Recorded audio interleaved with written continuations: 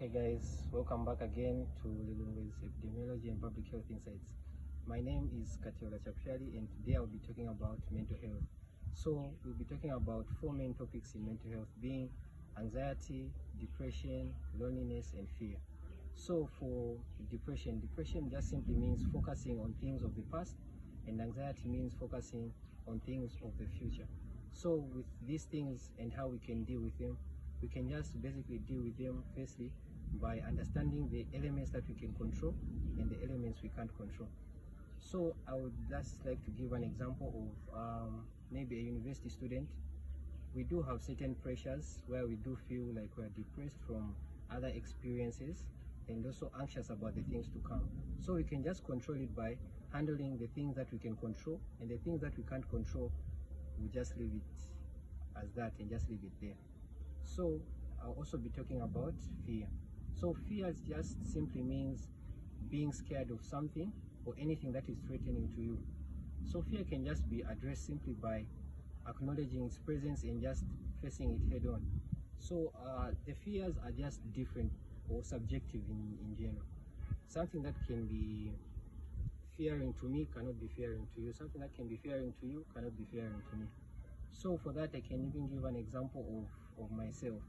Let's say myself, I have a certain fear to public speaking, but despite having that fear, I am able to acknowledge that I have a fear in public speaking, but still able to address it and overcome it. And that's how we can deal with that. And now I'll be talking about loneliness. So loneliness is simply characterized by the feeling of being alone and shadowing yourself outside social connections and social situations. So we can deal with loneliness simply by being able to understand how we can understand ourselves and also how we can address these certain issues. So with loneliness, we have to acknowledge the fact that yes, indeed, we do get lonely sometimes, but we also have to open ourselves to experiencing new things and new social situations. So with loneliness, you first have to understand yourself and how you deal with being alone. So for most people, they deal with being alone maybe by listening to music, drawing, and these other things. And by doing that, you are handling being alone. And you can also handle loneliness through social situations.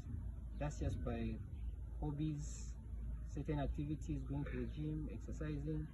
So there are a lot of things that we can do. We can join clubs where we interact with people. We can go to the gym, and there we can also interact with people, do sports. For some people, a lot of people actually do like playing soccer, and that can also be used to remove loneliness.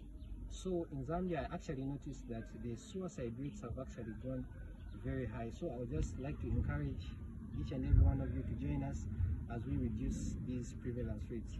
So in 2021, there were 4.3 per 100,000 of the population of males who committed suicide, and 5.3 per 100,000 of the population of women committing suicide. So if we can be able just to come together and work together so that we can reduce this problem and be able to address it, we can make Zambia a better place and everyone in general be better and ensure that their mental health is sound and well. Thank you once more.